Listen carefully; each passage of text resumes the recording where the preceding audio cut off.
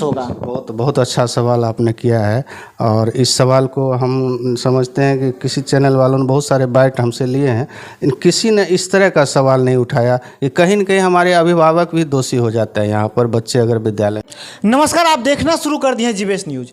अभी हम आए हुए हैं, बगल में जो देख रहे हैं शख्स, यह प्रखंड शिक्षा विकास पदाधिकारी महोदय है। और आइए हम इनसे जानकारी लेते हैं कि प्रखंड में जो है किस तरह का शिक्षा बहाल है, कि इस मतलब शिक्षकों के लिए क्या आपका सुझाव है, जिससे कि जो आमजन जो मतलब गरीब तबके के जो बच्चे जाते हैं सरकारी विद्यालय में, इनको कहाँ तक पूरी जो मतलब शिक्षा मिल सके। इस पर हम अभी सर से बात कर रहे हैं। नमस्कार सर, हमारे चैनल। हाँ, नमस्कार नमस्कार। सर बताएंगे अभी जो मतलब जैसे कि हम लोग जो विद्यालय में जाते हैं तो उसमें बताया जाता है कि बीओ साहब से कोई ऑथराइज लेटर लेके आने के लिए, उसमें हम लोग कहाँ से लेटर लेके जाएं? नहीं, हमें ऐसा कोई निर्देश नहीं है कि हमको लेटर आपको देना तभी आप जाएंगे। आप तो प्रजातंत्र के चौथे स्तंभ हैं, आपको मैं कैसे रोक सकता हूँ कहाँ आपको जाना है कहाँ नहीं जाना है। ये तो आप पर निर्भर करता है ना। अभी तो समाज को जगाने के लिए ही कहे जाते हैं।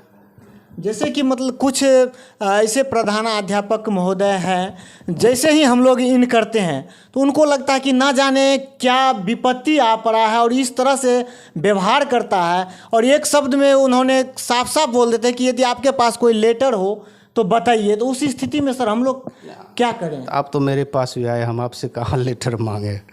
ऐसा कुछ नहीं है, सरकार की तरफ से हमारे ऊपर कोई ऐसा निर्देश नहीं है कि आप लेटर निकाल दीजिए तभी पत्रकार अंदर जाए। हाँ, ये आग्रह जरूर होगा, ये आग्रह होगा आपसे कि जहाँ भी जाते हैं तो हमारे शिक्षक में अच्छाई और बुराई तो मनुष्य है तो सब में होती है। तो वहाँ पर ठीक है, अच्छाई को भी उभारी और उसमें कहीं कमी है तो उनको इस बात का आगाह करना है कि भाई देखिए आप में यहाँ कमी है और इसको इस तरह से आपको दूर करना है। रास्ता कोई निकालने का हम लोगों को प्रयास करना चाहिए, ताकि जो हमारा मूल उद्देश्य है कि हम कैसे शिक्षित करें बच्चे को।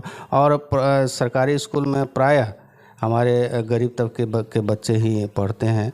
अमीर लोग तो मान लिए दूर दूर में अपना प्राइवेट स्कूल या प्राइवेट कॉलेज में पढ़ा लेते हैं। लेकिन हमारे जो एकदम से निचले पैदान पर जो हमारे भाई बहन हैं, अभिभावक हैं, उनके बच्चे आखिर कहाँ जाएं। तो वहाँ पर मैं शिक्षकों से आग्रह करूँगा कि चूँकि वो हमारे उसी वर्ग से आते हैं और उन्हें भी हमको आगे मेन स्ट्रीम में ले जाना है, तो गुणवत्तापूर्ण शिक्षा उनको प्रदान करें, ताकि वे भी कल हमारे समाज के मुख्य धारा में आ जाएं और देश का समाज का विकास हो जाए।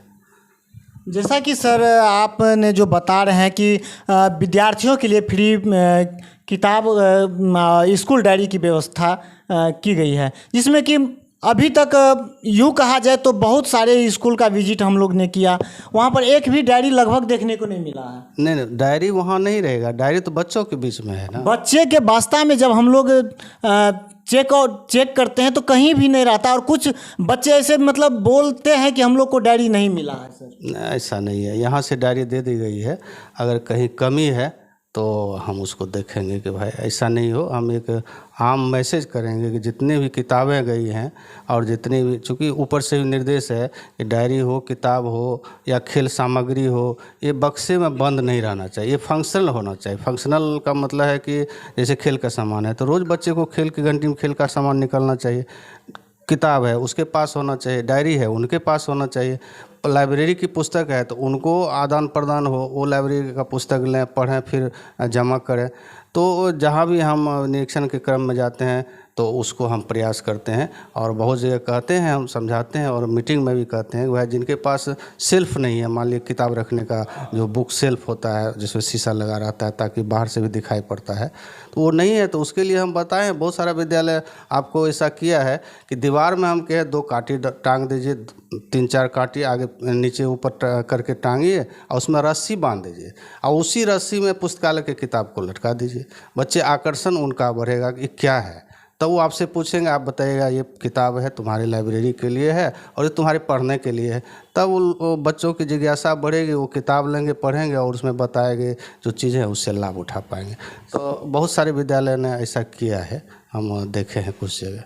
सर नाम नहीं लेना चाहेंगे, लेकिन बहुत ऐसे विद्यालय में हम लोग जब जाते हैं तो देखते हैं कि जहाँ प्रधानाध्यापक का कक्ष होता है या विद्यालय का जो भी क्लासरूम होता है उसमें पान पराग पीत वगैरह का जो मतलब रहता है। सर विद्यालय में यह कहाँ तक सर? नहीं, ये अच्छी चीज़ नहीं है। धूम्रपान तो बिल्कुल ही निषेध होना ही चाहिए। इसका तो मैं कट्टर समर्थक हूँ धूम्रपान के विरुद्ध।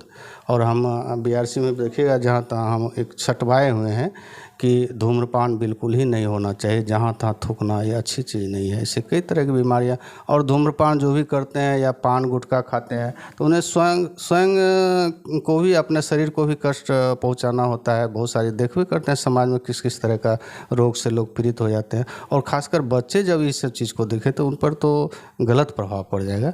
इसीलिए हम उनसे आग्रह करेंगे, अपने शिक्षक बंधु से आग्रह करेंगे कि विद्यालय, अब ठीक है आपका व्यक्तिगत वो है चीज़ है, लेकिन विद्यालय अवधि में वो व्यक्तिगत नहीं हो जाता है, वो सार्वजनिक चीज़ हो जाती है। इसलिए ऐसा नहीं करें। मैं उनसे आग्रह बार बार करूँगा कि विद्यालय अवधि में आप इन सारी चीज़ों का उपयोग नहीं करें। जब आपको सरकार की तरफ से रहता है मद्य निषेध दिवस मनाना होता है, तो फिर आप कैसे उसका उपयोग करेंगे?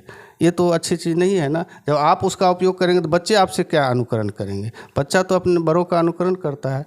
ऐसी परिस्थिति में ये अच्छी चीज़ नहीं है। मैं अपने तमाम शिक्षकों से, प्रधानाध्यापक से, शिक्षकों से आग्रह करता हूँ आपके चैनल के माध्यम से कि ऐसा अगर आप करते हैं तो ऐसा कृपया नहीं करें। ये बच्चों पर प्रतिकूल प्रभाव पड़ेगा उन पर। हमारे बिहार सरकार इतनी सुविधा दिए हुए हैं बच्चों के लिए, तो अभिभावक जो बच्चे को विद्यालय नहीं भेजते हैं, वैसे वैसे अभिभावकों के लिए आपका सर क्या संदेश होगा? बहुत अच्छा सवाल आपने किया है, और इस सवाल को हम समझते हैं कि किसी चैनल वालों ने बहुत सारे बाइट हमसे लिए हैं, किसी ने इस तरह का सवाल नहीं उठाया कि कहीं न कहीं हमारे अभिभावक भी दोषी हो जाते हैं यहाँ पर, बच्चे अगर विद्यालय में। सर इसलिए ऐसा क्वेश्चन हमने किया कि देखा गया कि जिस मिट्टी से, जहाँ जिस जगह से हम लोग हैं, वहाँ बच्चे को पढ़ाने के लिए अभिभावक खुद उनको क्या करते हैं तो अपने बकरी मवेशी में भेज देते हैं। और ये यूँ कहा जाए, कोई पोशाक राशि या कोई चीज़ का वितरण होता है, उस समय यदि देखा जाए तो लंबी लंबी लाइनें लग जाती है। उस स्थिति में आपका क्या होगा कि मतलब अभिभावकों के लिए मतलब मैं अभिभावक से संदेश क्या, मैं आग्रह ही करूँगा, चूँकि अभिभावक हमारे लिए पूजनीय हैं, और मैं उनसे करबद्ध प्रार्थना करूंगा कि आप अपने बच्चे को पढ़ाई के लिए भेजें विद्यालय। पढ़ाई की सारी व्यवस्था हमारे विद्यालय में है, खाना से लेके आपके ये क्या कहते हैं वस्त्र और किताब, सारी चीज़ें हमारे विद्यालय में है। और हमारे शिक्षक क्वालिटी टीचर हैं, ठीक है उसमें कमी किसी कमी हो सकती है, इससे हम इनकार नहीं कर सकते हैं, लेकिन अधिकांश हमारे शिक्षक क्वालिटी टीचर हैं, और क्वालिटी एजुकेशन होगा, निश्चित रूप से होगा। जब आप बच्चे को भेजेंगे नहीं तो वो किनको पढ़ाएंगे?